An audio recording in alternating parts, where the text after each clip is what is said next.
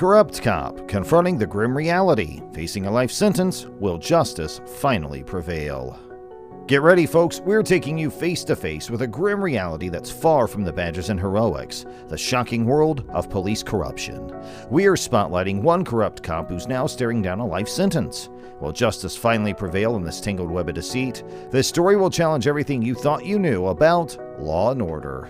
NFL player Lieutenant Corporal R.S. Salter was caught and charged with speeding in the upstate. The Highway Patrol accused 24-year-old Sidney Sam Montgomery of speeding, according to Lawrence County jail officials.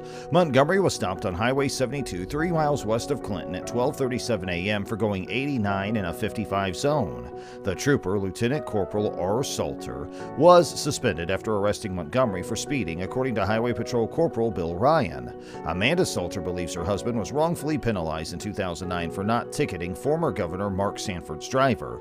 She said he's tagged high-ranking politicians and police enforcement since then. He doesn't follow the Highway Patrol and DPS's good old boy system. I had my I was supposed to have my recent tags, but they're in my car, my papers, stuff. So if I were ever to get pulled. Austin Hopp, a former Colorado police officer who hurt an elderly woman with dementia during an arrest in 2020, received a 5-year sentence. A former Loveland police officer pled guilty to charges relating to the June 26, 2020 arrest of 73-year-old Karen Garner. Hopp also received 3 years of forced parole.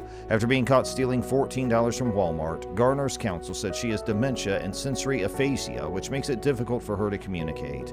The footage shows Daria Jalali, a second cop, helping Hopp walk toward the police car. Hopp told Jalali to help him get out of the car in the video. Garner's family had opposed. They were involved.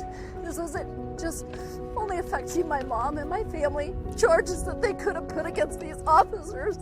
I feel like they think that they're above the law. The lack of empathy in the action of the officers. I feel like these are pretty minimal crimes. PTSD from all of this, and it has truly changed the progression. We haven't seen that since. She doesn't smile since. Dan Holtzclaw, as suggested by the jury, ex-Oklahoma City officer Daniel Holtzclaw was sentenced to 263 years in prison for 6 months of preying on African-American women. The sentencing comes just over a month after a tearful Holtzclaw was convicted on 18 of 36 counts, including 4 first-degree and 4 forced sodomy convictions, according to the counsel. Prosecutors said Holtzclaw chose victims in one of Oklahoma City's worst neighborhoods based on criminal backgrounds, figuring their drug or prostitution records would discredit their accusations. 2 of those ladies told journalists about being raped by a serial killer wearing a badge. One of his accusers dramatically changes her story.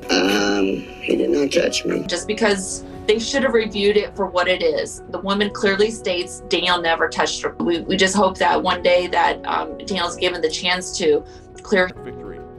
Defendant is guilty of the crime of forcible oral sodomy, and punishment is set at 16 years. In the first degree, and punishment is set at 30 years.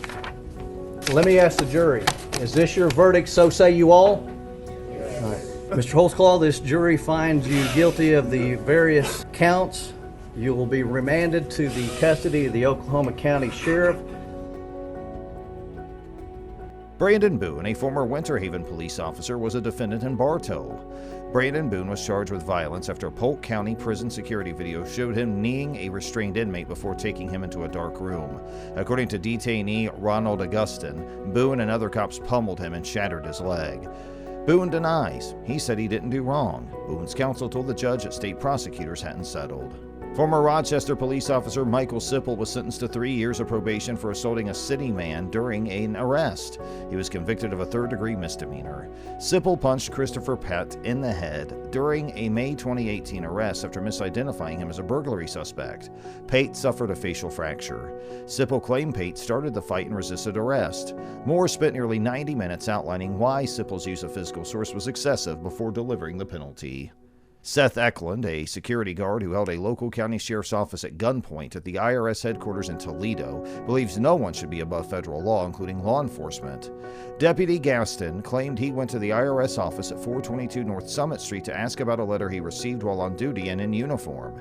Mr. Eklund urged him to take the firearm outside and leave it in his vehicle, as he was on personal business, but Deputy Gaston refused after other choices failed.